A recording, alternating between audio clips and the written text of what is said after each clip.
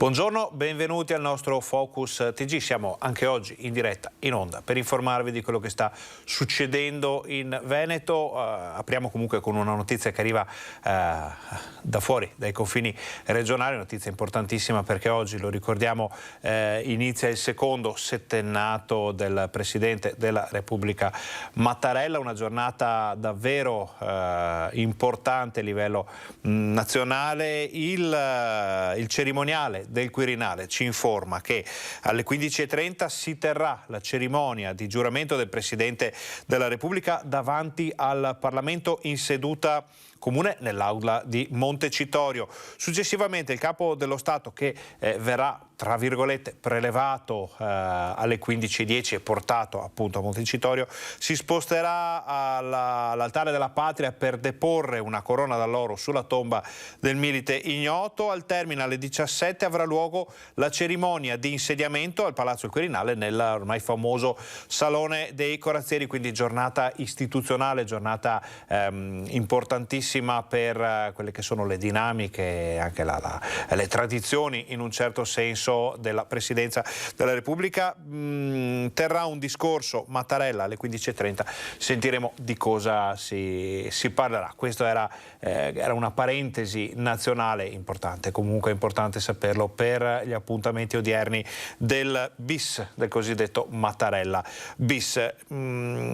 Oggi comunque è una giornata importante anche per il Veneto, perché i dati sono molto interessanti, fra poco li vediamo assieme con la regia di Fabio Verini. I dati ovviamente che arrivano dall'emergenza Covid sono decisamente interessanti da vedere, da valutare, perché ci sono dati che calano, dati invece importanti che crescono, che danno un quadro se non completamente diverso, ma comunque un po' diverso da quello che è successo nei giorni scorsi, e che getta una nuova luce su quello che succederà da qui in avanti. Allora, vediamo se riusciamo a dare un'occhiata assieme ai dati. Eccoli qua, quelli sono questi di questa mattina, li vediamo appunto con la regia di Fabio Verini, sono appena arrivati in redazione. Ci dicono che in questo momento in Veneto ci sono 202.890 persone positive, ed è un dato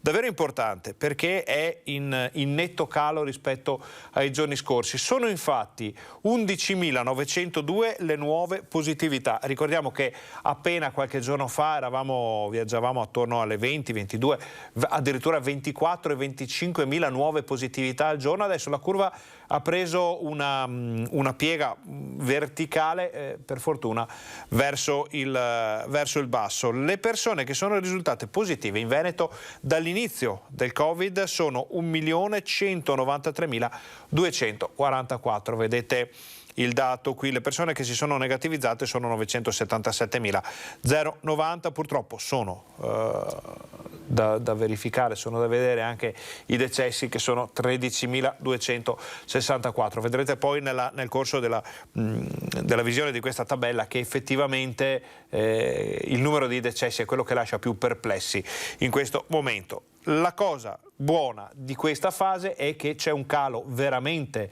drastico, veramente verticale nel numero delle nuove positività, e quindi inizia a scendere il numero dei positivi. Restano tanti perché sono comunque oltre 200.000, però si vede una flessione. Vediamo le ricadute invece sulla sanità del Veneto, che è la seconda parte di questa tabella, che è altrettanto importante, forse più importante della prima per certi versi, perché potete vedere che comunque, se ci sono comunque persone ricoverate negli ospedali, le terapie intensive sono vistosamente in calo come occupazione, ed ecco qui i dati. Allora, 1.808 persone sono attualmente ricoverate in area non critica. Non è un numero certo basso, perché quasi 2.000 ricoverati per Covid ha un certo peso sulla sanità veneta, ma 1.488 a dire la verità sono ancora positivi, 320 si sono negativizzati. Vedete che la forbice fra questi questi due dati comincia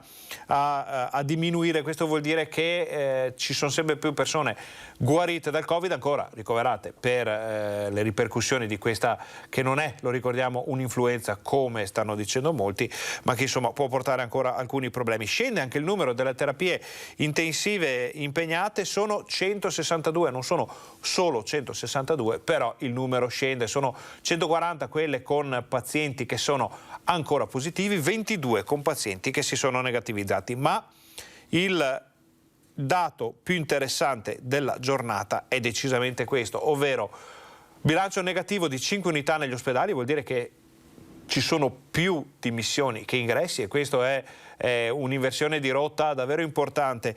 9 addirittura, un bilancio negativo di 9 unità in terapia intensiva, vuol dire che anche qui c'è un'inversione di rotta, sono sempre meno le persone ricoverate. I numeri ci dicono che siamo ancora comunque abbastanza alti nel complesso, ma queste sono inversioni di rotta, dicevamo, molto interessanti.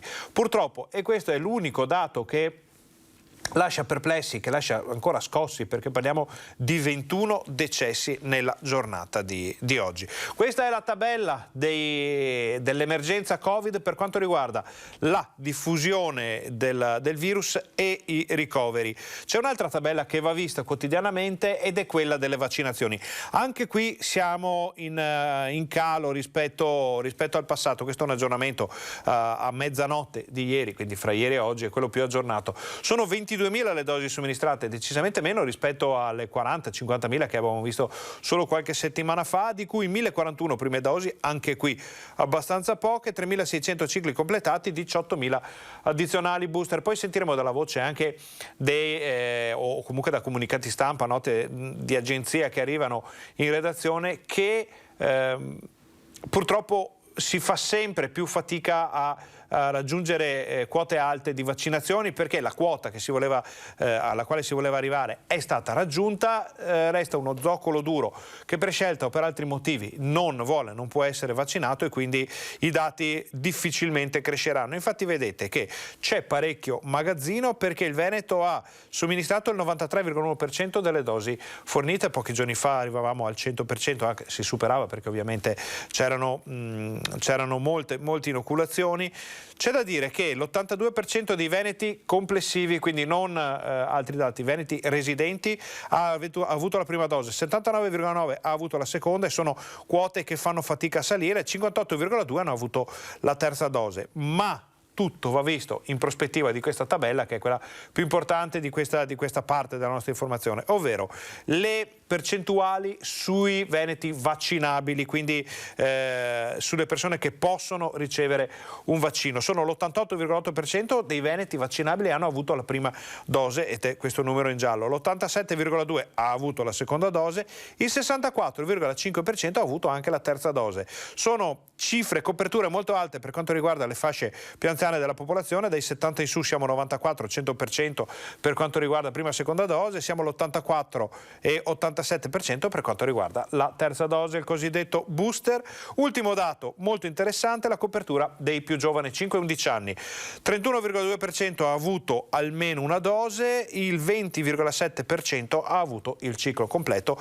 Ovviamente in questa fase della vaccinazione, della campagna vaccinale, non è prevista la terza dose per questa fascia di età, quindi questi sono i dati anche della vaccinazione, vanno ovviamente messi assieme a quelli dell'emergenza che abbiamo visto prima, ci danno una prospettiva che potrebbe essere comunque interessante per l'immediato futuro. Si parla sempre più spesso di una fine dell'emergenza, almeno dal punto di vista formale. Allora, adesso noi al ritorno dalla pubblicità andremo a vedere le ultime dichiarazioni molto interessanti che ci arrivano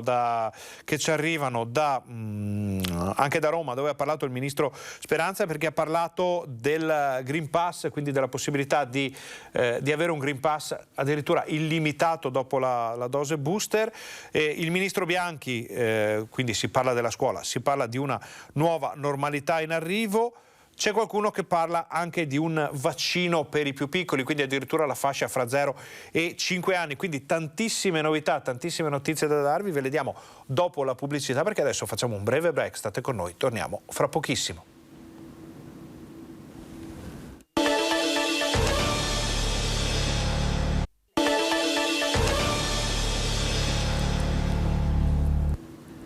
Buongiorno, bentornati al nostro Focus TG. Siamo anche oggi in onda in diretta per informarvi di quello che sta succedendo in Veneto, ma come abbiamo aperto la prima parte di questa fase della nostra informazione, apriamo anche questa dopo la pubblicità, perché andiamo a sentire le dichiarazioni del ministro Speranza, che ha parlato della possibilità di un Green Pass illimitato per chi ha, il cosiddetto booster. Sentiamo.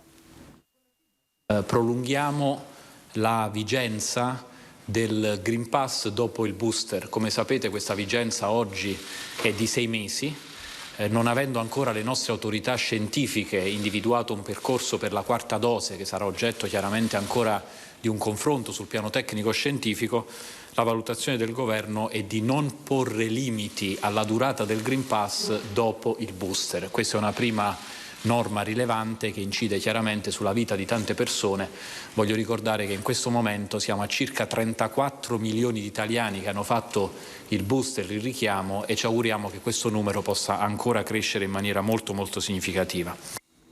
C'è chi legge in queste dichiarazioni del ministro Speranza davvero un passo verso una nuova normalità o un ritorno alla normalità. Vedete quale di queste due versioni preferite. Fatto sta che le cose sono probabilmente destinate a cambiare in tempi anche piuttosto rapidi. Adesso però facciamo un breve riassunto delle puntate precedenti, come si dice in gergo. Sentiamo che cosa aveva detto Zaia, il presidente della regione Luca Zaia, sia sulla fine dell'emergenza che sulla possibilità di liberare, tra virgolette, le scuole.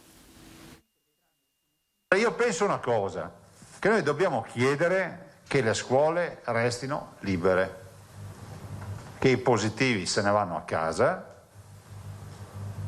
ormai il virus è endemico. Una conferenza stampa dopo più di una settimana di silenzio per l'impegno con il Quirinale, e in 3 assunti il presidente Luca Zaia recupera andando dritto al punto. I dati, spiega, ci dicono che il virus è diventato endemico.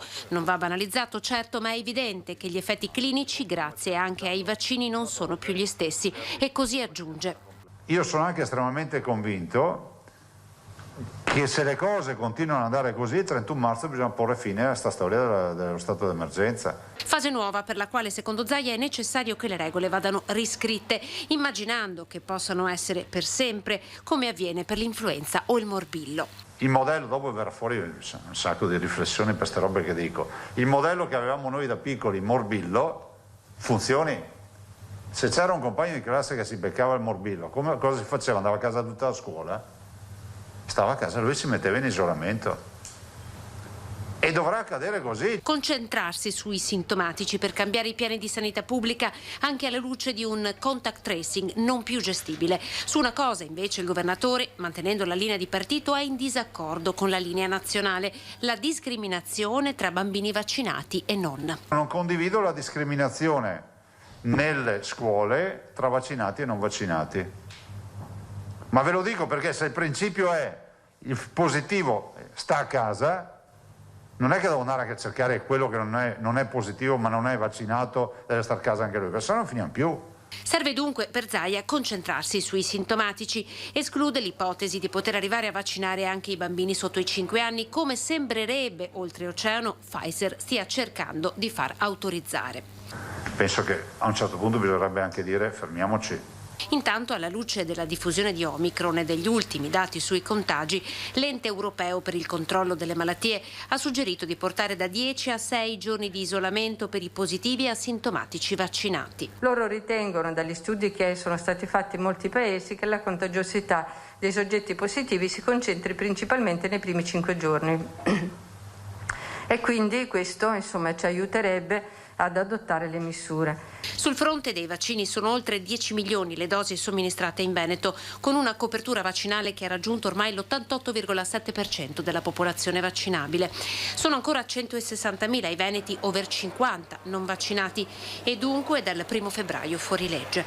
Per semplificare una procedura ancora farraginosa legata alle sanzioni, l'assessore alla sanità Lanzarin annuncia l'emendamento presentato in Commissione Salute che chiede la pratica sanzionatoria salti il passaggio delle ULS, ma rimanga in capo interamente all'Agenzia delle Entrate, che autonomamente può verificare se il cittadino è in possesso o meno di esenzione dall'obbligo vaccinale per motivi di salute. Allora, prima di andare a sentire le altre dichiarazioni di giornata su quello che sta cambiando nella gestione dell'emergenza Covid, vediamo che cos'è cambiato nei giorni scorsi con l'attivazione dell'obbligatorietà del Green Pass per alcune attività, esercizi e situazioni quotidiane che vanno a toccare proprio la quotidianità di tante persone. Siamo andati in posta per vedere quali sono le modalità di accesso. Green Pass obbligatorio dal 1° febbraio per poter accedere negli uffici postali, ma anche per entrare ad esempio nelle banche. Sarà sufficiente la certificazione verde base, quella che si ottiene con il tampone. Noi siamo andati nella sede centrale delle Poste di Bassano per vedere quali sono le modalità di controllo che sono state attivate e soprattutto per capire come sta andando. L'utente, il cliente che si avvicina al gestore attese, preme il pulsante, avvicina il QR code, esce il verde e può scegliere l'operazione poi da seguire. Se anche c'è la cartaceo, avvicina il documento cartaceo e si verifica la stessa cosa. Poi sceglie il tipo di attività, di operazione che vuole, il gestore attese rilascia il ticket e il cliente si avvicina allo sportello. Ma non sempre va tutto liscio, in qualche caso il sistema non riesce a leggere il QR code, soprattutto se cartaceo. In questi casi, se il meccanismo dovesse incepparsi, anche se l'utente o il cliente ha il Green Pass, comunque il gestore permette di prendere il ticket perché poi verrà verificato il Green Pass allo sportello dei colleghi di sportello. Allora, questa è quello che cambia con le poste, alcune istruzioni comunque semplici, gestibili per l'accesso agli uffici postali. Naturalmente ci sono novità anche per quanto riguarda le banche, abbiamo visto nei giorni scorsi edicole, tabaccherie e molto altro ancora, quindi cose che cambiano, ma par di capire, sentendo gli addetti ai lavori, non con ripercussioni così gravi per la cittadinanza, per l'utenza. Adesso, in attesa di poterci collegare con il vicepresidente del Consiglio regionale del Veneto, Nicola Finco, che noi vediamo già pronto, aspettiamo un suo cenno per dargli la linea. Nicola Finco, con cui parleremo della situazione in Veneto, di quello che sta accadendo. Arriva una notizia di agenzia che ci conferma come, nonostante tutta la situazione che stiamo vivendo, si stia muovendo qualcosa soprattutto sull'edilizia. Poi parleremo anche di economia nel corso della nostra informazione, però questa nota ci dice che in Veneto quasi 63.000 imprese sono attive a fine 2021. Il numero di imprese del settore costruzioni in Veneto è cresciuto fino a toccare quota 62.985 a fine anno, in aumento sia sul 2020 con un più 1,3%, sia rispetto all'ultimo anno pre-Covid, che è il 2019, lo ricordiamo, con un più 0,9%. Il dato emerge da un'analisi regionale proprio sul comparto. Le previsioni per il 2022 sono comunque incoraggianti, l'occupazione dovrebbe variare in positivo, ovviamente, di oltre 9.850 unità. Poi ne parliamo più diffusamente. Adesso andiamo da Nicola Finco, vicepresidente del Consiglio regionale del Veneto, che ci aspetta a Palazzo Ferrofini. Siamo a Venezia, siamo sul Canal Grande. Buongiorno vicepresidente. Buongiorno Garavello, a lei e a tutti gli amici di Rete Veneta. Vicepresidente, noi abbiamo sentito poco fa le dichiarazioni del presidente Luca Zaia sulla scuola, abbiamo sentito anche quelle che sono un po' le novità a livello nazionale. Partiamo dalla scuola, quindi. Secondo lei che cosa è importante fare in questo momento per, se non raggiungere la normalità, però per cercare di abbassare il più possibile i disagi per i ragazzi, per le famiglie? Ma diciamo che la situazione la conosciamo benissimo, insomma, fortunatamente ad oggi i numeri stanno calando, gran parte degli abitanti di questa regione, ma anche dell'Italia, insomma, si sono vaccinati, e quindi pensare oggi ad introdurre delle regole nuove dove si va a permettere la presenza in classe solamente i bambini vaccinati, noi la riteniamo una vera e propria follia, perché vorrebbe dire applicare una nuova discriminazione, soprattutto anche nei confronti dei più piccoli, e questo non ci sembra il metodo migliore né per favorire i rapporti tra i bambini, ma anche perché insomma penso che l'Italia è uno dei paesi che ha dato dimostrazione di saper affrontare la pandemia. Gran parte della popolazione con un grande senso di responsabilità si è vaccinata. Oggi vediamo che i numeri sono abbastanza sotto controllo e veramente, insomma, mi sembra una follia pensare che il problema siano quei ragazzini che magari vanno a scuola senza la vaccinazione, anche perché abbiamo visto che fortunatamente il Covid sui bambini, insomma, ha pochissimi effetti, tranne qualche caso particolare. Quindi la presa di posizione della Lega ieri a livello di Consiglio di Ministri, che poi è una linea anche condivisa con gli amministratori locali e regionali, è una linea che diciamo deve permettere a tutti i ragazzini di tornare a scuola in presenza e senza queste discriminazioni, perché non hanno assolutamente alcun senso.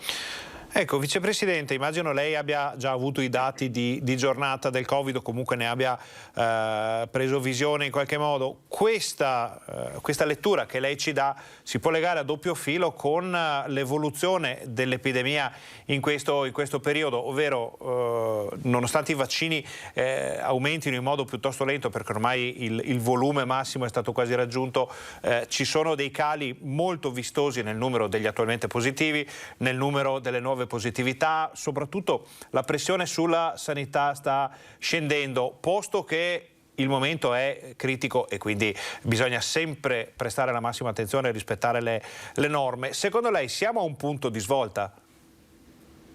Ma guardando i dati sì, insomma, anche questo è il parere anche di molti esperti, insomma, non solamente della politica ma anche dei tecnici che si occupano di questo. Insomma, vediamo, insomma, la curva continua a scendere, fortunatamente le terapie intensive non sono sotto stress, e quello che ci auguriamo è che a fine marzo, insomma, finisca questo stato di emergenza e si torni anche, insomma, a realtà. Guardi, l'altro giorno proprio ci confrontavamo con altre regioni a livello europeo sulle strategie che si stanno portando avanti proprio per la lotta al Covid, e posso dire che l'Italia e la Francia ormai sono gli unici due paesi che sono rimasti con tutte queste restrizioni, senza considerare, e lo ripeto nuovamente, che l'Italia è uno dei paesi più vaccinati al mondo. E pensare che oggi un cittadino non possa nemmeno bere un caffè seduto all'aperto di un bar su un tavolino, cioè veramente è una cosa assurda. Ho capito che ormai in questi 2 anni ci siamo abituati a regole, a limitazioni di tutti i tipi,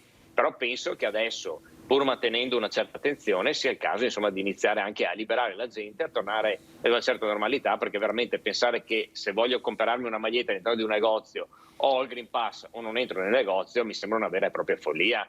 Quindi, insomma, penso che dei 2 anni che abbiamo vissuto, questo, insomma, è uno dei periodi più tranquilli. Mi auguro, insomma, che tutte queste restrizioni durino ancora per qualche mese e poi si torni un po' alla volta alla normalità, anche perché si registra anche una certa tensione tra la popolazione, perché la gente è stanca di tutte queste restrizioni, i genitori sono stanchi di ogni settimana doversi informare sulla Gazzetta Ufficiale quali sono le nuove regole del governo, perché ogni giorno anche in questo campo ci sono nuove regole, nuove direttive. Insomma, siamo un paese che a livello di burocrati, guardi, siamo il paese numero 1 al mondo, però la gente non può vivere di burocrazia, di regole che cambiano di settimana in settimana. Basta, torniamo alla normalità un po' alla volta, con tutte le attenzioni possibili, ma basta limitazioni di questo genere. Di questo parleremo ancora dopo la pubblicità, perché chiediamo al vicepresidente del Consiglio regionale del Veneto, Nicola Finco, se ha giusto qualche minuto ancora per stare con noi. Mi conferma che può rimanere. Certo. Sì. Allora facciamo una brevissima pausa pubblicitaria, poi state con noi, torniamo fra pochissimo. Dobbiamo parlare anche di autonomia, perché oggi si insedia il presidente Mattarella per il cosiddetto Mattarella bis, e si è già parlato di nuovo di autonomia, scusate, a Roma. Abbiamo ancora cose di sanità, vicende di sanità da discutere, quindi c'è molta carne al fuoco. State con noi, torniamo fra pochissimo.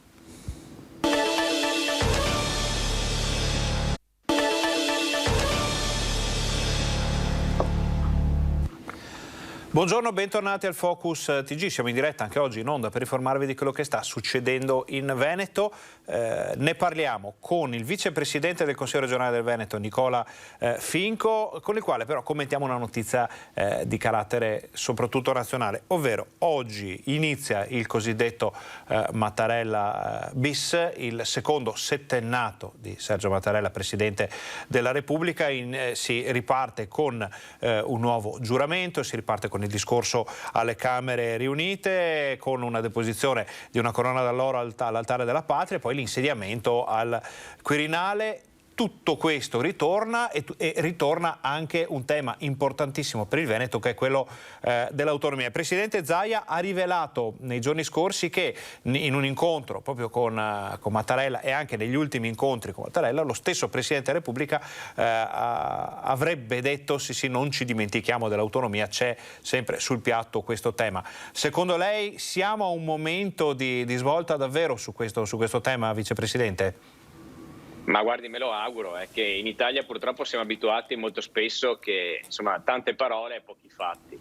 E Mattarella, lui proviene da una terra autonomista perché insomma è siciliano, quindi dovrebbe essere il paladino dell'autonomia, anche se magari la Sicilia non è proprio un gran modello di autonomia, perché insomma vediamo quali sono gli sperperi all'interno di quella regione. Però al di là di questo sa benissimo che io sono uno di quelli che negli anni passati pur rispettando ovviamente la figura di Mattarella come Presidente della Repubblica, però l'ho anche un po' criticato perché dopo il referendum del 2017 pubblicamente non ha mai speso mezza parola a sostegno dell'autonomia del Veneto. Quindi, visto che il Presidente della Repubblica è il garante della Costituzione e visto che noi abbiamo intrapreso un percorso costituzionale, dovrebbe anche farsi garante dei valori che sono contenuti all'interno della Carta Costituzionale. Quindi a me va benissimo che abbia ricordato al Presidente Zaia e l'autonomia del Veneto un qualcosa di importante, però a dire dei ciacque, come si dice in Veneto, dopo bisogna anche fare un qualcosa di concreto. E siccome qua passano comunque gli anni, perché era il 2017, oggi siamo al 2022,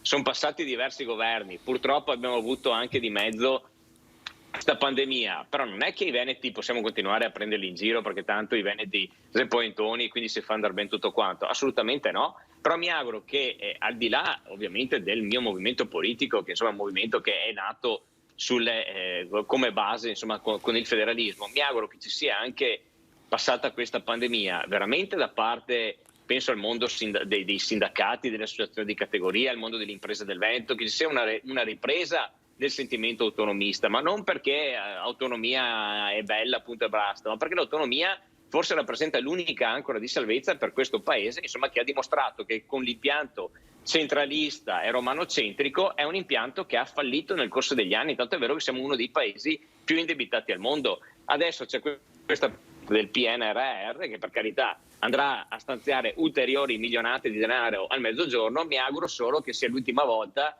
che vengono investiti tutti questi denari, soprattutto in una certa area del paese, che dopo sappiamo benissimo, insomma l'abbiamo visto nel corso degli anni, che sono arrivate vagonate di soldi, ma poi sono sempre stati sperperati nel peggiore dei modi. Allora, noi confermiamo come gruppo Media Nord-Est, naturalmente come Rete Veneti, i nostri telespettatori lo vedono come grafica anche tutti i giorni nella nostra informazione, 1565 giorni passati da quel referendum in attesa del governo. Vedremo se il Mattarella bis, se il Presidente della Repubblica, se questo governo adesso che magari ha un po' più le mani libere dopo la pandemia, come ha ricordato giustamente anche il Vicepresidente Nicola Finco, prenderà finalmente una decisione definitiva su questo percorso sempre molto importante. Noi lo ricordiamo ogni giorno con il contagiorni e sono tantissimi veneti che ci chiedono di non mollare con messaggi, mail e in altri modi ci chiedono di non mollare questo tema, per noi sempre fondamentale. Vicepresidente, chiudiamo con una notizia di sanità, perché lei ha fatto un comunicato stampa questa mattina che è già su tutti i media, nel quale chiede quale futuro per la Fondazione Scuola di Sanità Pubblica per la sede operativa di Montecchio Precalcino. In questo caso parliamo di una località piuttosto piccola, ma la cosa importante è che lì c'è la sede di questa scuola di sanità pubblica. Cosa sta succedendo? Ma diciamo questa è una struttura dove negli anni la Regione del Veneto e l'ULSS hanno investito parecchie risorse proprio per farla diventare un luogo di formazione e di crescita per i medici, ma anche per i medici di medicina generale, ed è sempre è stato riconosciuta come uno dei migliori centri di formazione per tutto il comparto medico. Tanto è vero che oggi con i fondi del PNRR questa struttura potrebbe veramente diventare un centro di formazione a livello di Nord-Est per tutti i medici. E però insomma di recente mi sono arrivate alcune voci che c'è l'idea di chiudere la sede di Montecchio Precalcino e spostare questa sede, questo centro di formazione a Padova.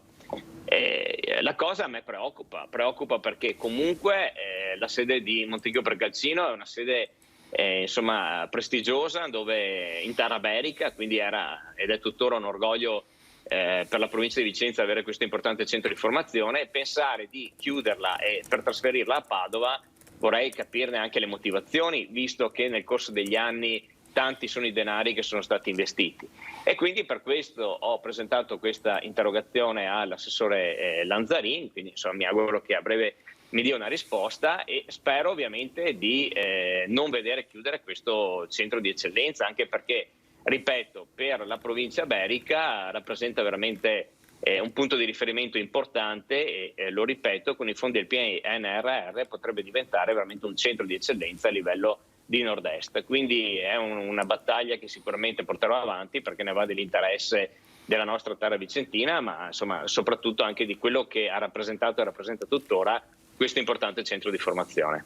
Questo tema di sicuro entrerà nell'informazione nel telegiornale TG Bassano di Rete Veneta, anche perché sta cominciando, dopo il comunicato stampa del vicepresidente Finco, stanno già cominciando ad arrivare prese di posizione, magari qualcuno ci chiede informazioni, quindi è un tema che si scalderà e scalderà parecchio l'ambiente nell'immediato futuro. Vicepresidente, prima di lasciarla andare le chiediamo quali sono gli impegni settimanali, come facciamo sempre in Consiglio regionale. Guardi, in queste ore tutte le commissioni sono impegnate nella nuova programmazione comunitaria, quindi i fondi europei che arriveranno nei prossimi anni, e sulla base delle direttive comunitarie noi abbiamo fatto una programmazione a livello regionale per aiutare i diversi comparti, i diversi settori. Stiamo parlando veramente di cifre importanti che sono ovviamente, gran parte sono tutti fondi europei, ma grazie a un cofinanziamento regionale e statale serviranno insomma per investire su numerosi comparti della nostra regione. Quindi è una programmazione attenta, fatta assieme a tutti i portatori di interesse. Oggi questa programmazione è al vaglio del Consiglio, perché l'organo che fa programmazione in Veneto è il Consiglio regionale. Dopodiché verrà approvata questa nuova programmazione e dopo una serie di passaggi a livello di giunta diventerà insomma operativa. Quindi stiamo parlando di risorse importanti che faranno la differenza nei prossimi anni su moltissimi settori della pubblica amministrazione. Molto bene, Vicepresidente, intanto grazie per il suo tempo, grazie per tutte queste anche le notizie importantissime di questo collegamento. Ovviamente se ci saranno novità da Venezia non esiti a contattarci, le daremo in diretta ai nostri telespettatori, altrimenti ci diamo appuntamento fra qualche giorno, la settimana prossima, per fare come sempre il punto sul lavoro del Consiglio regionale del Veneto e per capire che cosa sta succedendo nei palazzi veneziani in cui si prendono decisioni così importanti per il futuro del Veneto. Grazie, buon lavoro. Grazie a voi e alla prossima. Noi torniamo in studio, ringraziamo ancora Nicola Finco, vicepresidente del Consiglio regionale del Veneto, e torniamo a parlare dei temi di cui stavamo trattando prima di questo collegamento, ovvero della scuola. Sentiamo le dichiarazioni del ministro Bianchi, che parla di una nuova normalità. Serie di interventi che hanno due caratteri.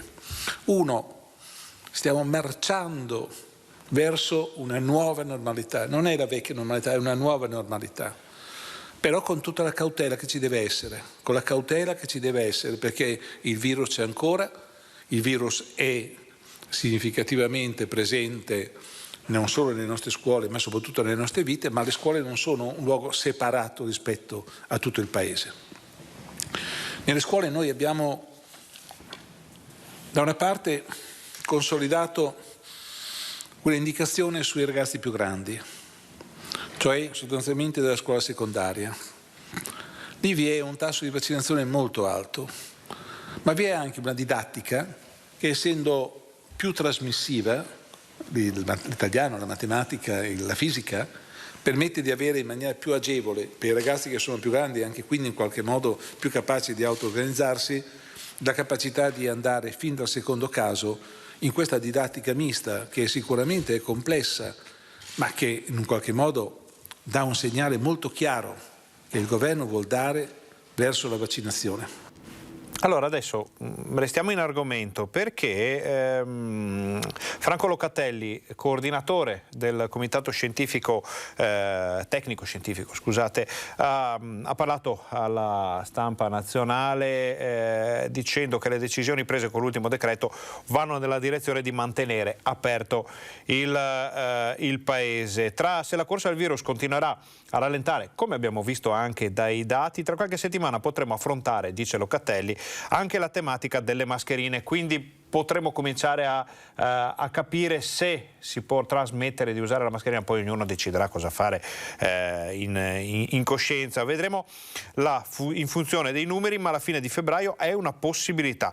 Vediamo l'evoluzione della curva epidemica, dice Locatelli, nel paese, in base a questo si potrà decidere se anticipare o posticipare. C'è però una notizia che ha colpito più di altre all'interno di queste dichiarazioni, ovvero si parla di vaccini per la fascia 0-5 anni. All'inizio della primavera potrebbe essere infatti a disposizione in Italia il vaccino anti-Covid per questa fascia di età, lo dice appunto Locatelli, che dice che saranno previste 2 dosi e ci sarà un dosaggio ulteriormente ridotto rispetto a quello che viene proposto per i bambini fra i 5 e gli 11 anni. Direi, dichiarazioni di Locatelli, che potrebbe essere ragionevole ipotizzare l'orizzonte dell'inizio della primavera per avere questi vaccini a disposizione dopo che le agenzie regolatorie avranno dato il via libera. Quindi dichiarazioni abbastanza forti come prospettiva futura. Da una parte la possibilità a fine febbraio di avere delle novità importanti per quanto concerne l'uso delle mascherine, alle quali ci siamo ormai abituati. Ricordiamo i primi giorni in cui è emersa la grande importanza delle mascherine, ricordiamo le mascherine della regione, ricordiamo le migliaia anche di richieste di informazioni che abbiamo avuto noi di Rete Veneta, noi del gruppo Media Nord-Est, da parte di persone che volevano capire come fare, come averle, come ottenerle, come utilizzarle. È stato un percorso davvero molto, molto complesso e a volte non di facile gestione, ma adesso potremo essere arrivati alla fine di questo percorso per quanto riguarda sempre l'uso delle mascherine all'aperto. Vedremo come saranno i dati a livello nazionale alla fine del mese, poi qualcosa insomma ci diranno. L'altra notizia è davvero clamorosa a questo punto, è quella della possibilità della vaccinazione per i bambini da 0 a 5 anni. Si sta aspettando il via libera delle agenzie per il farmaco che diano proprio l'ok e poi si potrebbe partire, pare, entro la primavera. Quindi anche qui tutte situazioni da vedere. Noi naturalmente ve ne daremo conto tramite la nostra informazione. Adesso noi facciamo un'altra breve pausa pubblicitaria. Voi state con noi, torniamo fra pochissimo, siamo in onda fino alle 13:30, abbiamo ancora tante notizie da darvi.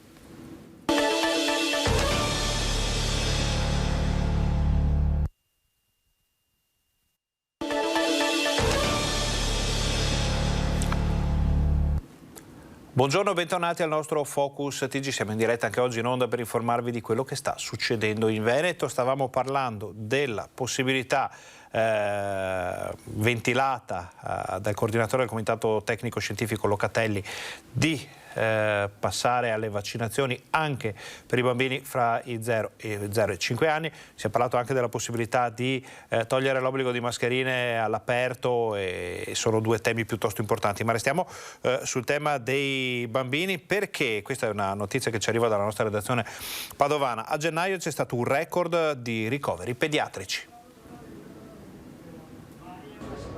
Calano i contagi, cala la percentuale di positivi rispetto ai tamponi fatti, 13 su 100 rispetto ai quasi 17 su 100 della scorsa settimana, ma a preoccupare restano i ricoveri. Ci sono ancora 156 pazienti in ospedale a Padova a causa del Covid, 26 sono in terapia intensiva, 7 sono bambini, ma negli ultimi 7 giorni sono stati in tutto 55. Numeri alla mano, il mese di gennaio appena chiuso ha fatto registrare il record di ricoveri pediatrici da inizio pandemia, 62, il doppio di gennaio 2021, quando i piccoli erano stati 31. È un numero molto alto, il più alto mai avuto in questi ormai quasi 2 anni di pandemia, che rispecchia l'alto numero di bambini infetti, non tanto la maggior gravità della malattia. La malattia è rimasta sempre la stessa nel corso di questa pandemia nei bambini, ma con questi alti numeri la seppur piccola percentuale di bambini con malattia importante fa comunque un numero consistente di bambini che richiedono ricovero. Nella fascia 0-14 anni, sui 13.000 tamponi fatti durante la scorsa settimana nella sola azienda ospedaliera di Padova, il tasso di positività è stato del 21%. 403 i piccoli che si sono scoperti positivi al virus. Se la luce in fondo al tunnel è reale, per i bambini, dati in linea con quanto accade nel resto d'Italia, la preoccupazione cresce. Adesso facciamo un po' il punto della situazione di questo momento così delicato per l'evoluzione dell'emergenza Covid. Ne abbiamo parlato con il direttore generale dell'azienda sanitaria della Marca Trevigiana che ci parla di un numero ancora piuttosto alto di persone non vaccinate. Infezione complessivamente in calo anche nella Marca, seppure i 3.140 nuovi positivi di oggi in provincia di Treviso siano il numero più alto registrato in Veneto. 5 le vittime del Covid nelle ultime 24 ore, in calo i ricoveri. Abbiamo meno ricoveri in area critica, siamo andati sotto i 300, che per noi era un numero che da diversi giorni restava in una situazione piatta. Oggi siamo 296, 20 persone in terapia intensiva, quindi anche qui stiamo calando. Stanno uscendo dalla fase di grande difficoltà gli ospedali trevigiani, dove si conferma che la maggior parte dei nuovi ricoveri per Covid siano persone non vaccinate. Ancora 20.000 i trevigiani over 50 che nonostante l'obbligo hanno disertato l'appuntamento al Vax Point. Mancano all'appello circa 19-20.000 over 50. Noi speriamo che almeno la metà di questi si presentino nei nostri centri vaccinali per fare la prima dose. Negli ultimi giorni sta migliorando anche la situazione nelle scuole. Siamo ormai più vicini a 900 classi in quarantena rispetto al periodo passato, che arrivavamo addirittura a 2.000-2.500 classi in quarantena. Quindi lo diciamo con voce sommessa, ma non sta andando male. Quindi stiamo un po' recuperando e speriamo che questo ci porti poi ad essere più tranquilli fra un mese, in modo tale da poter naturalmente non avere più il problema dei ricoveri ospedalieri, ma soprattutto di una positività così diffusa. L'altra faccia della medaglia è quella dei controlli, perché le forze dell'ordine sono ormai quotidianamente impegnate già da tempo nella verifica dell'attenzione alle norme da parte di cittadini, di attività, di esercizi, insomma di quello che succede in giro. Ovviamente i controlli ci sono, continueranno fino a quando non scadrà la validità delle nuove normative. La nostra redazione di Vicenza ha fatto il riassunto del lavoro fatto fin qui. Vediamo i dati. Dal 6 dicembre al 31 gennaio noi abbiamo controllato sostanzialmente 62.000 persone circa. Di queste 62.000 persone 229 sono state sanzionate, quindi come vi dicevo prima una percentuale veramente bassa, lo 0,37% del campione. Quindi veramente un modello di comportamento questa comunità vicentina. La soddisfazione del prefetto, che non risparmia elogi ai vicentini che si distinguono per un alto senso civico nel rispetto delle regole anti-Covid. Dall'introduzione della normativa a dicembre alla fine di gennaio, a Vicenza e provincia le forze dell'ordine hanno controllato il Green Pass e l'uso delle mascherine per una media di oltre 1.000 persone al giorno. Non solo, i controlli hanno riguardato anche le attività commerciali. Ne sono state controllate in questo periodo circa 12.000 e di queste soltanto 152 sanzioni, l'1,30%. Quindi anche su questo è encomiabile, quindi anche con gli operatori economici io devo dire che sono particolarmente contento, va da loro il mio plauso, anche perché il periodo evidentemente non è facile, le difficoltà sono enormi, e però il rispetto delle regole è un must anche per loro, che hanno perfettamente compreso. Dal 1 febbraio inoltre la normativa sul Green Pass è diventata ulteriormente più stringente. I controlli dovranno essere altrettanto rafforzati ed estesi nelle attività pubbliche e commerciali che finora erano state escluse. Sì, quei controlli peraltro non con lo stesso target venivano già fatti all'interno dei negozi, anche per, non lo so, l'utilizzazione della mascherina o cose del genere. Quindi comunque nella mattinata, nell'incontro di oggi se ne è parlato e verranno fatti controlli a campione anche all'interno dei negozi sicuramente. Abbiamo sentito negozi, esercizi commerciali, però ogni tanto bisogna dare un'occhiata anche al trasporto pubblico. Ci arrivano segnalazioni di disagi, in questo caso per gli studenti della linea 11 della MOM, siamo nella Marca Trevigiana a Paese. Un problema, fanno sapere del gestore del servizio pubblico, che è conseguenza alla carenza di autisti, quindi tra Novax e persone in quarantena sono assenti in 100. Per questo si è resa necessaria una riorganizzazione del servizio. Su quella linea c'è stato un forte calo di presenze di utenti nei giorni scorsi, dovuto probabilmente anche in questo caso a quarantene e studenti in DAD. Il servizio era stato ridotto. Già da oggi, ci fa sapere MOM, le corse sulla linea 11 verranno ripristinate. Queste sono segnalazioni che ci arrivano a tutte le nostre redazioni da parte di studenti, di pendolari, di persone che si ritrovano un po' in difficoltà perché magari la corsa viene rimodulata, vengono allungati i tempi fra una corsa e l'altra, altre sono sospese, una situazione che è continuamente in divenire. Questo ovviamente non riduce i disagi per l'utenza. Adesso andiamo nel veneziano, vediamo il punto della situazione con i contagi e l'apertura di un nuovo centro tamponi. Un terzo della flotta nei prossimi 3 anni verrà convertito a elettrico e a idrogeno, e vuol dire che il passaggio della città di Venezia verso la sostenibilità e verso il green è veramente vero, non chiacchiere ma fatti. L'annuncio della svolta arriva proprio in queste giornate contraddistinte da uno smog d'allerta rosso. Entro il 2025 un autobus su 3 tra quelli che circolano nel comune di Venezia sarà green, un cambiamento all'insegna della compatibilità ambientale del trasporto pubblico. Devo dire, come assessore alla mobilità, un grande grazie al sindaco Luigi Brugnaro, perché ci ha creduto, ovviamente ha battuto i pugni, e sul riparto PNR sono arrivati la bella notizia che per la città di Venezia avrà 87 milioni di euro, con l'obiettivo nei prossimi 3 anni di acquistare 123 bus, in parte elettrici e in parte a idrogeno. Fra 4 mesi in via Orlando sarà inaugurato il primo distributore ad idrogeno di tutto il nord-est. Peraltro Venezia è già la prima città del Veneto nella quale un'intera parte del comune ha un trasporto pubblico completamente elettrico. Dal 31 gennaio tutti i 25 autobus del Lido e Pellestrina sono in attività a seguito di un investimento di 28 milioni di euro. Ma una grossa novità si profila nei prossimi mesi anche nel trasporto acqueo. Grazie all'azienda nostra VM, che ha ovviamente colto l'impegno dell'amministrazione, posso annunciare ufficialmente che è stata affidata la gara, ha vinto un soggetto importante, dove tutti i 35 vaporetti che transiteranno in Canal Grande passeranno a motore ibrido. Quindi verrà convertito il motore in ibrido, quindi quando il vaporetto entrerà in Canal Grande, sia della linea 1 o della linea 2, passerà a elettrico. Quindi 0 emissioni e 0 rumorosità.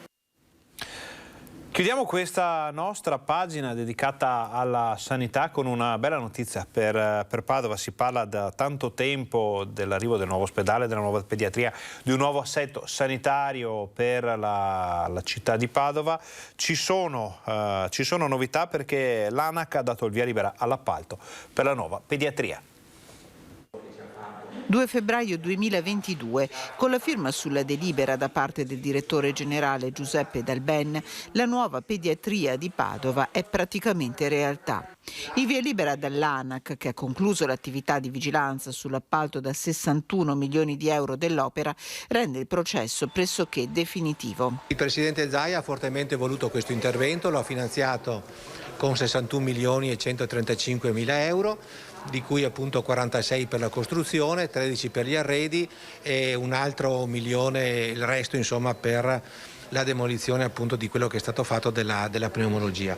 Quindi un intervento regionale molto molto importante, che dà una risposta a Padova, al Veneto, ma anche a livello nazionale e non solo. Sappiamo che la pediatria di Padova ha una visura internazionale. Un'opera che, tutto deve andare liscio e quasi non ci credo, si lascia sfuggire dal Ben, potrebbe essere completata nel 2024. Adesso partono i 35 giorni del periodo previsto dalle normative per eventuali ricorsi o osservazioni e poi finalmente potremo firmare il contratto se tutto va bene. Da lì partirà appunto la vera e propria costruzione della pediatria. Una palazzina di 8 piani, 15.000 metri quadrati, 168 posti letto per i bambini malati che finalmente vedranno riconosciuti tutti i loro diritti all'affetto della famiglia, al gioco, alle cure migliori che la pediatria di Padova riesce a dare.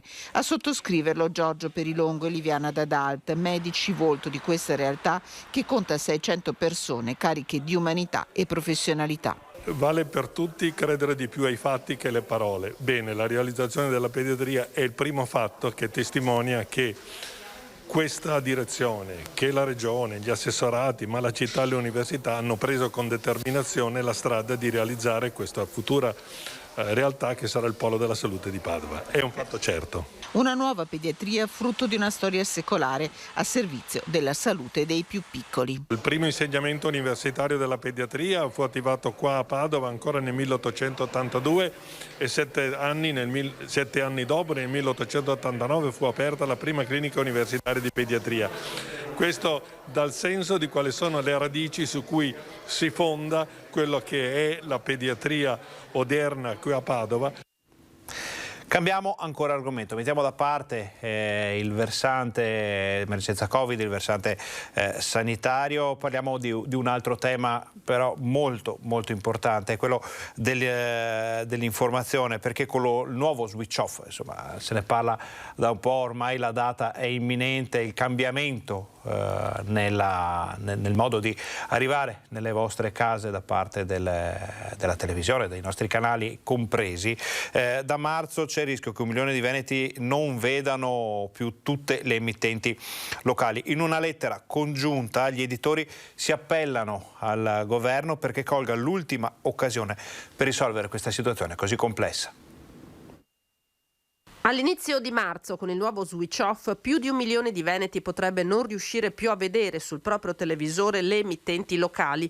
A denunciarlo è una lettera indirizzata al Ministro dello Sviluppo Economico Giancarlo Giorgetti, sottoscritta da tutte le emittenti televisive del Veneto per chiedere al governo un intervento urgente, in mancanza del quale non solo sarebbe messa a rischio la sopravvivenza delle emittenti stesse, ma anche la legittima, doverosa pluralità di informazione offerta ai cittadini. In Veneto l'autorità per le garanzie ha pianificato una sola frequenza di primo livello per tutte le emittenti locali e ben 12 per quelle nazionali. Quell'unica frequenza però sottostà a limitazioni insormontabili che garantiscono una copertura solamente teorica. In pratica la provincia di Verona, quella di Rovigo e il Veneto orientale, compresa la sinistra Piave trevigiana, non potranno ricevere il segnale delle televisioni locali nello stesso modo delle nazionali. Istanze che la Regione Veneto ha già portato negli ultimi mesi all'attenzione del Ministro e alcuni passi in avanti ne sono stati fatti, ma rimane l'ostacolo principale, i vincoli che limitano l'utilizzabilità e la ricevibilità del segnale su cui ha esclusiva competenza il Governo. Per questo le emittenti chiedono tutte insieme di sfruttare l'ultima occasione per risolvere la situazione, inserire nella legge di conversione del decreto milleproroghe un emendamento che consenta all'autorità per le garanzie nelle comunicazioni di intervenire attenuando i vincoli che penalizzano le emittenti locali. Solo così si potrà evitare che larghe fasce di popolazione debbano rinunciare all'informazione locale, con tutte le ricadute che questo avrebbe anche in termini di riduzione di investimenti e di posti di lavoro. In queste ore alla preoccupazione degli editori si è aggiunta quella del Sindacato Giornalisti del Veneto e della SLC CGIL appunto del Veneto. Si temono sia le possibili ricadute occupazionali per il settore che quelle nel pluralismo dell'informazione a livello territoriale. Per questo motivo il Sindacato Giornalisti e CGIL si uniscono alla richiesta di un intervento legislativo urgente nell'ambito del decreto milleproroghe per poter intervenire con una rimodulazione delle limitazioni radioelettriche delle frequenze. Un tema di assoluta importanza del quale vi terremo informati. Naturalmente ci saranno anche dei cambiamenti per quanto riguarda il telecomando, diciamo così, questo ve ne daremo conto nei prossimi giorni, nell'immediato futuro cambieranno alcune cose e c'è tanto di cui parlare. Adesso noi chiudiamo anche questa fase della nostra informazione, però siamo in onda fino alle 13:30, abbiamo tutta la cronaca ancora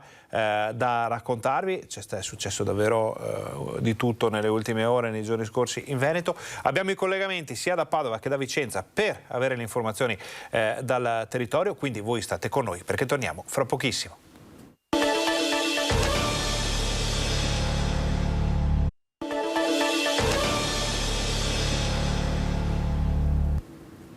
Buongiorno, bentornati al nostro Focus TG, siamo in onda anche oggi fino alle 13:30 per informarvi di quello che sta succedendo in Veneto. Passiamo alla pagina della cronaca, andiamo subito a Vicenza per vedere il risultato di un blitz portato a segno nelle aree ad alto rischio con un arresto, un'espulsione e 3 fogli di via.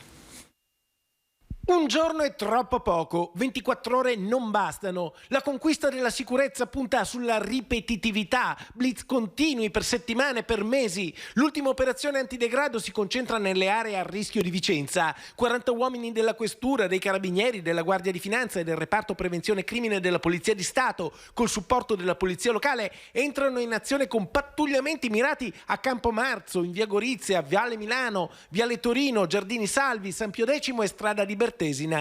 Nel mirino i personaggi molesti che bivaccano sulle panchine pubbliche e consumano alcolici, segnalati da residenti, passanti e commercianti. Vengono controllate 103 persone, di cui 25 stranieri, 32 sono i soggetti con precedenti penali o di polizia. Nella rete dei controlli anche 3 attività commerciali e 9 veicoli. Il questore firma 3 fogli di via nei confronti di soggetti socialmente pericolosi e un decreto di allontanamento dal territorio nazionale nei confronti di un nigeriano irregolare. 7 le sanzioni amministrative per la violazione del divieto di consumare alcol in luogo pubblico e per inottemperanza alla normativa anti-Covid. 3 le revoche di permessi di soggiorno nei confronti di un nigeriano gravato da condanne per tentata rapina, violenza sessuale aggravata e lesioni personali, di un albanese già condannato per spaccio di droga e per favoreggiamento della prostituzione e di un nigeriano già condannato per evasione, guida in stato di ebbrezza, furto e spaccio di droga. Un altro nigeriano di 36 anni viene arrestato. A suo carico gli agenti verificano che c'è un ordine di carcerazione per espiare una pena di 1 anno di reclusione per spaccio di droga. Nei prossimi giorni ci saranno altri blitz nei quartieri ad alto rischio. La conquista della sicurezza è appena cominciata. Andiamo a parlare ora dell'incidente in A28 di cui abbiamo parlato diffusamente nei giorni scorsi con le 2 giovani morte. L'imprenditore è agli arresti domiciliari con il cosiddetto braccialetto, però c'è stato anche l'interrogatorio. Questa persona è rimasta in silenzio davanti al giudice. Il nostro assistito ha preferito avvalersi della facoltà di non rispondere, dichiarando apertamente al giudice che anche lui ha necessità di comprendere bene l'accaduto e di metabolizzarlo prima di potersi esprimere in senso compiuto, insomma, rispetto a quello che gli viene contestato, che è veramente un macigno. È dunque rimasto in silenzio davanti al GIP di Pordenone Giorgio Cozzarini, l'imprenditore bulgaro di 61 anni, Dmitry Traikov, arrestato per aver provocato l'incidente in A28 in cui hanno perso la vita le cugine Sara Rizzotto e Jessica Fragasso. È provato da un punto di vista emotivo, ma non ha ancora compreso bene quello che gli è accaduto, insomma, non sa darsi nemmeno lui una spiegazione né sulla dinamica né su quello che è successo. Ovviamente il suo pensiero va anche a chi ha avuto la peggio, purtroppo, siamo nell'ambito di un reato colposo, per cui non è che lui volesse ciò, ma purtroppo è accaduto. Non ha voluto avere esternazioni così di empatiche rispetto ai familiari, così, perché reputa che sarebbero fuori luogo in questo momento. Aspetterà il momento opportuno. Il giudice non ha ancora sciolto la riserva sulla richiesta della procura di confermare la custodia in carcere dell'indagato, ma è probabile che la accolga. Quanto all'accusa di guida sotto l'effetto dell'alcol, la procura ha incaricato la dottoressa Michela Frustaci di verificare se il 61enne fosse già ebbro prima dell'incidente o abbia bevuto in un secondo momento in seguito allo shock. A 2 ore dal sinistro il tasso nel suo sangue era di 1,51, 3 volte il consentito. Le famiglie delle 2 vittime intanto attendono il nulla osta per la sepoltura con un funerale unico, ma su entrambe è stata disposta l'autopsia fissata per martedì 8 febbraio. La maggiore delle figliolette di Sara Rizzotto, di 2 anni e mezzo, ricoverata insieme alla sorellina di 5 mesi in una stanza dell'ospedale di Udine, è dovuta ritornare in sala operatoria perché anche il secondo femore è risultato fratturato. Non ha ancora chiesto di mamma Sara. Non ha ancora domandato, però credo sia un po' in uno stato, diciamo, di paura anche per quello che è successo, perché non vuole essere toccata, diciamo, anche rinfrescargli un po' il viso è difficile, ha paura, anche se sono io a farlo.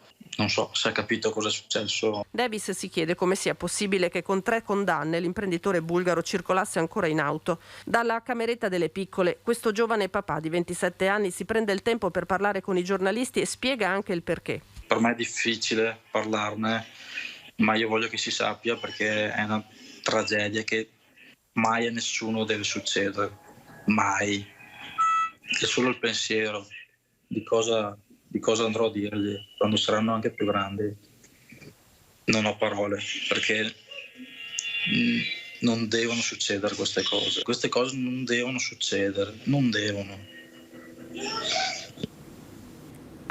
E in una nostra intervista il papà di Jessica Fragasso ha detto ci sia giustizia o mi sparo. Parole durissime che sono rimbalzate a livello nazionale. Ieri abbiamo parlato con il parroco di Conegliano che cerca di dare un conforto a lui e alle famiglie coinvolte.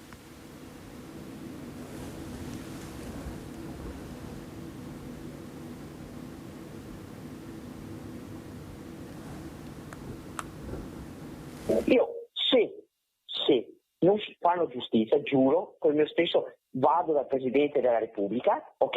Mi metto là in piazza e lo giuro, qua davanti a tutti, mi sparo sulla testa. Lo sfogo di Alain Fragasso nella nostra intervista racconta di un padre disperato, un sentimento umano al quale cerca di dare conforto Don Giuseppe Menzato, parroco di San Martino a Conegliano, dove molto probabilmente verrà celebrato il funerale unico per le 2 povere cugine. Lo capisco, dal punto di vista umano, certamente.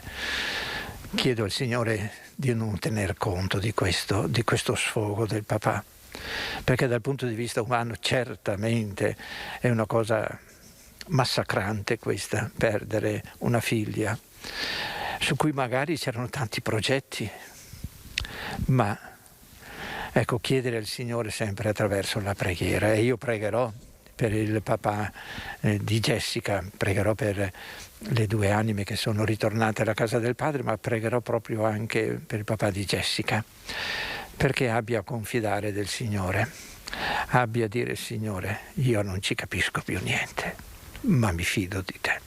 Il pensiero di molti e di Don Giuseppe ora è rivolto alle 2 figliolette di Sara, uniche sopravvissute tra i rottami nell'auto. Le 2 bambine, queste sono le vere vittime. Certamente la loro vita è tutta in salita. Perdere la mamma,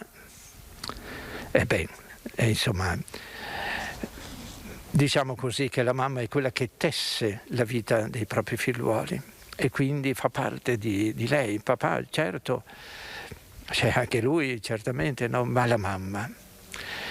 Ecco, io credo, che spero, che sarà la Madonna stessa a essere la mamma di queste 2 bambine.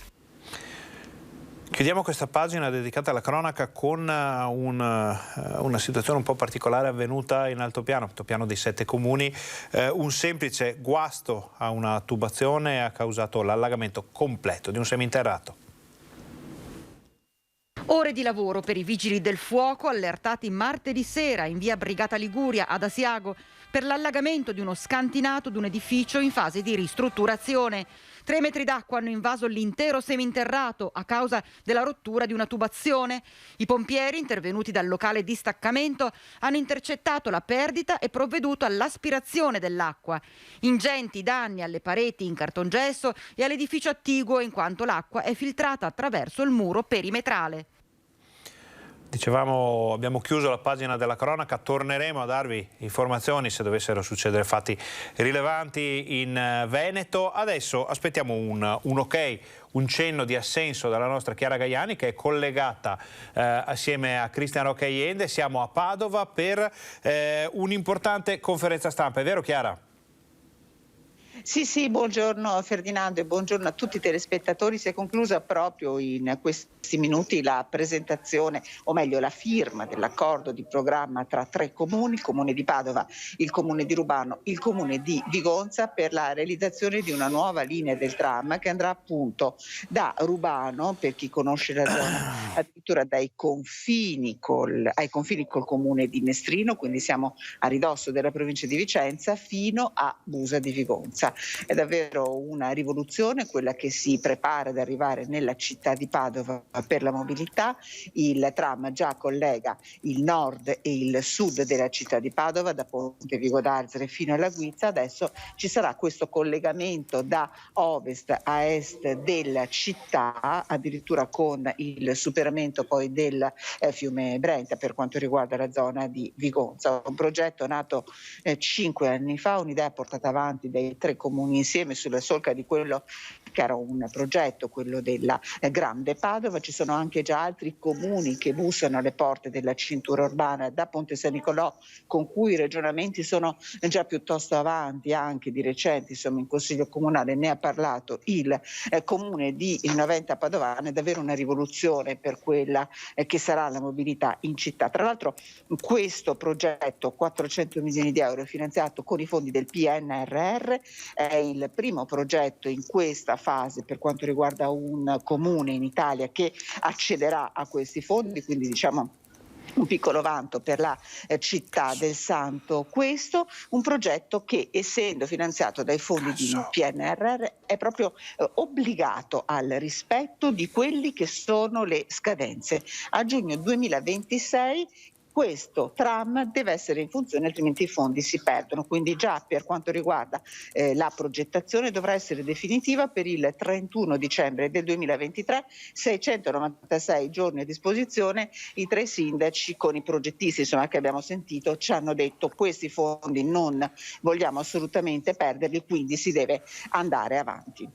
Chiara, allora questa è una notizia davvero molto interessante e molto importante per Padova, e non solo per Padova, perché ricordiamo che il tema del tram è caro anche, del trasporto pubblico in generale, però di un mezzo che possa collegare le periferie con il centro città, è insomma tema davvero importante per tutti quelli che vivono, frequentano Padova e anche per il turismo. Abbiamo altre novità padovane di giornata?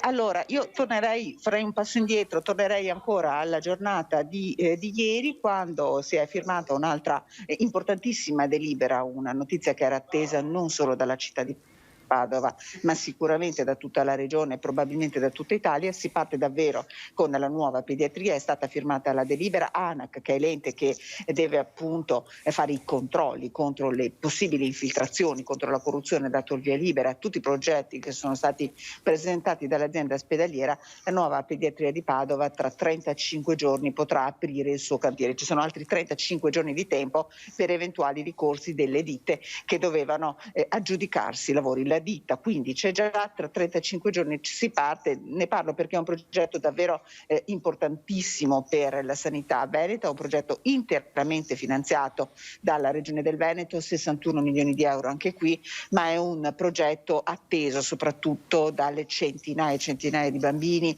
e dalle famiglie che passano per la pediatria dell'ospedale di Padova, bambini oncoematologici, bambini che attendono un trapianto, bambini che hanno grandi sofferenze. Ieri una responsabile della pediatria, Liviana D'Adad, ci diceva sono pochi i bambini malati numericamente, ma sono molto complessi, ed è proprio per loro che si lavora, insomma, si sta lavorando. Allora Chiara, in chiusura di collegamenti, intanto vi ringraziamo per tutte queste notizie, poi abbiamo anche dei servizi che voi avete già preparato, che vedremo nel seguito della nostra informazione. Possiamo dire che Padova si sta avviando ad avere un nuovo volto, insomma abbiamo visto nei mesi scorsi l'abbattimento delle palazzine di Vianelli, il nuovo assetto anche della questura, il tram, la pediatria, l'ospedale nuovo di Padova, tantissime novità. Sembra che Padova negli ultimi mesi, negli ultimi anni e nell'immediato futuro sia destinata un po' a essere la città del Veneto con le novità più importanti. Ma sicuramente, insomma, questi tra l'altro erano due fronti aperti davvero da molti anni per quanto riguarda la palazzina di pediatria, un tema tra l'altro che è stato sostenuto anche dalla nostra emittente con numerosissimi servizi, se ne parla da 20 anni, per questo la giornata di ieri, 2 febbraio 2022, è una giornata storica. Tra l'altro mi permetto di aggiungere questo perché, insomma, essendo una mamma mi è un tema davvero molto caro. Tenete conto che la pediatria di Padova è un fiore all'occhiello, è stata la prima città d'Italia ad avere un reparto pediatrico, si parla della fine del 1800, è stata la prima università a formare dei medici che si occupassero proprio di bambini, una pediatria che in effetti era in condizioni davvero penose da tanti punti di vista, nonostante l'elevatissima eccellenza dei servizi che vengono offerti. È importante anche accogliere questi bambini che sono soggetti titolari di diritti, e quindi davvero una grande notizia per la città di Padova, una città di Padova che, come dicevi tu Ferdinando, sta davvero cambiando il suo volto, una città che insomma definiscono smart, e ovviamente sullo sfondo la grandissima partita del nuovo ospedale a Padova Est. Tra l'altro tenete conto che questa linea di tram avrà proprio una bretella che permetterà il collegamento con il nuovo polo ospedaliero, quindi vedete che sono tutti progetti che si intersecano e che si intrecciano. Questo farà sicuramente piacere ai tantissimi padovani che ci seguono ogni giorno, il nostro Focus TG, contenitore regionale però con notizie importanti anche dai capoluoghi. Quindi Chiara, ovviamente non smetteremo di raccontare, non rallenteremo il flusso di notizie su Padova e provincia. Noi abbiamo ancora un quarto d'ora da stare in onda, quindi se avete novità rilevanti da Padova non esitate a contattarci, e altrimenti buon lavoro e ci vediamo nel telegiornale di questa sera. Grazie. Grazie a voi. Noi torniamo in studio, ringraziamo Chiara Gaiani e Cristian Roccaiende, e per tante notizie buone che abbiamo sentito fin qui sulle città venete, sui progetti, su quello che succederà nel futuro, c'è una serie di situazioni invece che destano grande preoccupazione. Non stiamo parlando del Covid, stiamo parlando dell'inquinamento, perché ancora una volta le città del Veneto sono fra le più inquinate d'Italia. Ovviamente risulta come la situazione sia ormai strutturale, non contingente, ovvero sia davvero complicato fare azioni minime locali che possano cambiare. Ovviamente tutto serve anche a livello mentale, anche a livello di proposte per cambiare qualcosa, ma la situazione è complessivamente molto difficile. Ne abbiamo parlato con l'amministrazione comunale di Vicenza. L'inquinamento atmosferico a causa della mancanza della pioggia a Vicenza si attesta ancora sul livello rosso. I provvedimenti in capo all'amministrazione comunale sono limitati. L'assessore all'ambiente Simona Siotto fa appello alla Regione e allo Stato affinché varino nuove norme più efficaci. Devo dire che il rosso continua a confermare la difficoltà anche sia per le amministrazioni locali che per i cittadini di incidere sulla qualità dell'aria. È un rosso che persevera non tanto per il livello altissimo delle polveri sottili, perché anni fa erano molto più alte, ma deriva dalla continuità delle rilevazioni e soprattutto dal fatto che adesso si ragiona con i bollettini in previsione da parte dell'ARPAV. Il prossimo bollettino sarà pubblicato venerdì. Fino ad allora restano in vigore tutte le norme che limitano soprattutto la viabilità e l'uso dei mezzi, anche i diesel più recenti. Assolutamente, soprattutto gli Euro 5, devo dire gli Euro Diesel 5, sappiamo anche che le immissioni sono assolutamente contenute e ben più basse magari di macchine che possono circolare. Purtroppo sia le normative sia le deroghe derivano dall'accordo di bacino padano, forse ci vorrebbe una revisione a livello nazionale di questo sistema che i comuni capoluogo possono soltanto limitarsi ad applicare. Nel frattempo in comune piovono i messaggi dai cittadini, non solo richieste contestuali di deroghe. Devo dire soprattutto di grandissime critiche che noi, come dire, stiamo anche raccogliendo. Alcune sono costruttive, la maggior parte devo dire che invece le altre sono sempre molto polemiche, questo un po' dispiace, come se noi non ci rendessimo conto della situazione. In realtà però la qualità dell'aria è un tema che ci deve toccare tutti e dobbiamo, secondo me, tutti proprio come cittadini capire che bisogna lavorare assieme, non farsi una guerra tra poveri per cercare di avere una qualità dell'aria assolutamente migliore. Quindi benvengano tutti gli interventi, tutte le decisioni, tutte le strategie. Ne sanno qualcosa a Venezia, dove arriva una vera e propria svolta green nel trasporto pubblico. Un terzo della flotta nei prossimi 3 anni verrà convertito a elettrico e a idrogeno, e vuol dire che il passaggio della città di Venezia verso la sostenibilità e verso il green è veramente vero, non chiacchiere ma fatti. L'annuncio della svolta arriva proprio in queste giornate contraddistinte da uno smog d'allerta rosso. Entro il 2025 un autobus su 3 tra quelli che circolano nel comune di Venezia sarà green, un cambiamento all'insegna della compatibilità ambientale del trasporto pubblico. Devo dire, come assessore mobilità, un grande grazie al sindaco Luigi Brugnaro, perché ci ha creduto, ovviamente ha battuto i pugni, e sul riparto PNR sono arrivati la bella notizia che per la città di Venezia avrà 87 milioni di euro, con l'obiettivo nei prossimi 3 anni di acquistare 123 bus, in parte elettrici e in parte a idrogeno. Fra 4 mesi in via Orlanda sarà inaugurato il primo distributore ad idrogeno di tutto il nord-est. Peraltro Venezia è già la prima città del Veneto nella quale un'intera parte del comune ha un trasporto pubblico completamente elettrico.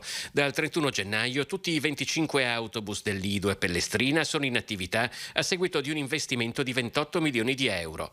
Ma una grossa novità si profila nei prossimi mesi anche nel trasporto acqueo. Grazie all'azienda nostra VM, che ha ovviamente colto l'impegno dell'amministrazione, posso annunciare ufficialmente che è stata affidata la gara, ha vinto un soggetto importante, dove tutti i 35 vaporetti che transiteranno in Canal Grande passeranno a motore ibrido.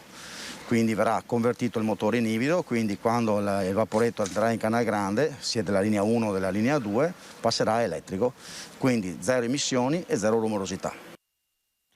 Queste novità sono legate quindi anche a una ripresa industriale, produttiva, e a una ripresa generica, ripresa anche commerciale. In questo caso torniamo a Padova perché è stato fatto un po' un consuntivo delle attività che hanno chiuso, aperto nell'ultimo periodo. Ci sono 320 nuove attività nel 2021 in città.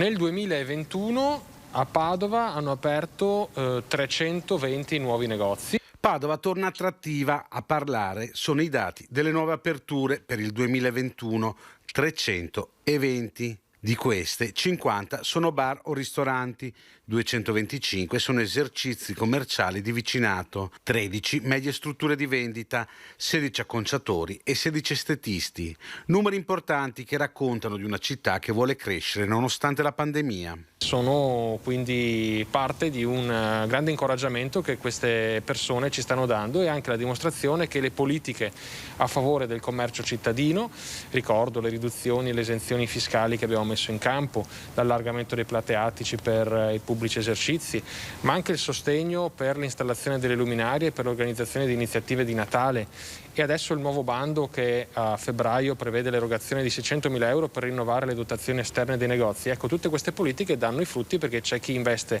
sulla nostra città, tirando su serrande, illuminando vetrine e quindi portando qualità della vita nella città e nei quartieri. Attenzione al centro e alle periferie con iniziative svolte per incentivare il commercio. Queste presenze sono sia in centro storico ma in tutti i quartieri, e anzi aggiungo che questi dati del nostro sportello unico delle attività produttive ci dicono che sono state 89 le manifestazioni commerciali realizzate in città. Sono mercatini, iniziative, quelle che abbiamo messo in campo per ravvivare la città nella ripartenza che è iniziata nel 2021. A Vicenza si cerca di capire come ripetere in piccolo a livello provinciale magari il cosiddetto miracolo del nord-est. Se ne è parlato in una tavola rotonda della CISL. Serve un'alleanza pensando al futuro. Per lo sviluppo del territorio vicentino, istituzioni, lavoratori, cittadini e imprese devono stare tutti dalla stessa parte, e per avvicinare i protagonisti di questa operazione il confronto lo ha voluto la CISL di Vicenza, che ha un ruolo preciso. Noi dobbiamo vincere una sfida, quella di rilanciare lo sviluppo. Dopodiché, se rilanciamo lo sviluppo, inizieremo a discutere su come distribuirlo, e su questo potremmo avere idee diverse, ma il Veneto e la provincia di Vicenza hanno bisogno di crescere oggi, di rilanciare la crescita. Le categorie economiche invece puntano a stimolare le potenzialità del territorio, che unito può fare veramente la differenza. Il ruolo della Camera di Commercio è quello del suo DNA. Anche stimolatori di questo tipo di modello concertativo che tanta parte ha avuto, direi, nel successo, posso dire, del modello nord-est. Ai comuni il compito di valorizzare le IPA, che sono le intese programmatiche d'area, strumenti che danno unità e forza al territorio. In provincia di Vicenza sono 6 e quella dell'area berica, con 24 comuni, si è recentemente costituita come associazione, diventando un soggetto giuridico e una sorta di agenzia di sviluppo.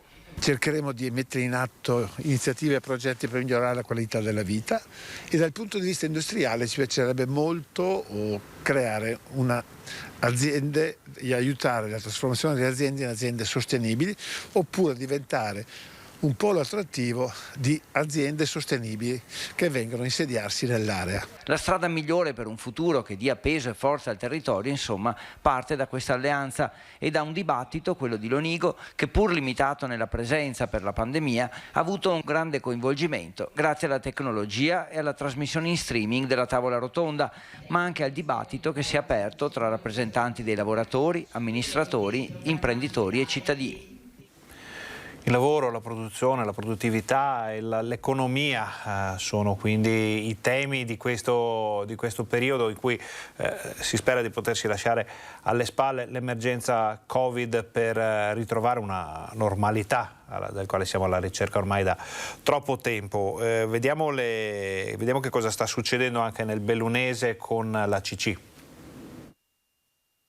Servono ancora i passaggi tecnici, la relazione del commissario e la discussione fra le parti al tavolo ministeriale, ma la vicenda CC sembra oramai arrivata a un punto di svolta. Una buona notizia, soprattutto perché deriva da un aiuto da una impresa, da una società bellunese, e quindi questo è sicuramente estremamente positivo. L'auspicio è che si possa chiudere un periodo lungo e doloroso che ha messo in apprensione tante famiglie della provincia di Belluno. Abbiamo sempre cercato di lavorare tutti insieme per il bene del nostro territorio, e devo dire che mi auguro che si possa anche risolvere la questione della ceramica dolomite, che quella tiene in apprensione anche 500 famiglie, sono numeri molto importanti. L'offerta vincolante di acquisto di ramo di azienda presentata da Luve per ACC cambia la fotografia della produzione del compressore, che sparisce definitivamente dai radar dell'industria nazionale. Per noi è un grave errore strategico che è ad addossare a chi non ha voluto, con una politica industriale adatta, rilanciare la produzione di quella componente dei frigoriferi che è una componente fondamentale. Prudenza su tutta l'operazione e fermezza sugli sviluppi occupazionali per le stoiche maestranze che hanno garantito la continuità produttiva di ACC,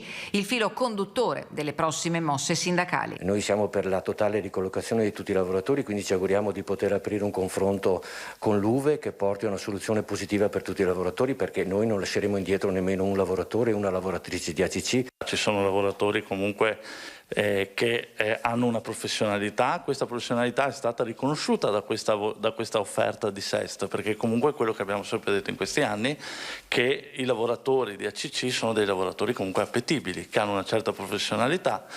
Il vero rammarico è la riconversione. I sindacati hanno chiesto immediatamente un incontro al Mise. Sollecitiamo il governo a istituire il prima possibile un tavolo, perché nella nostra vertenza abbiamo sempre patito, tra virgolette, dei rallentamenti dovuti a questo tipo di cose. Quindi bisogna trovare bisogna sedersi al tavolo. Questo tavolo è anche previsto dalla procedura, quindi prima si fa meglio è.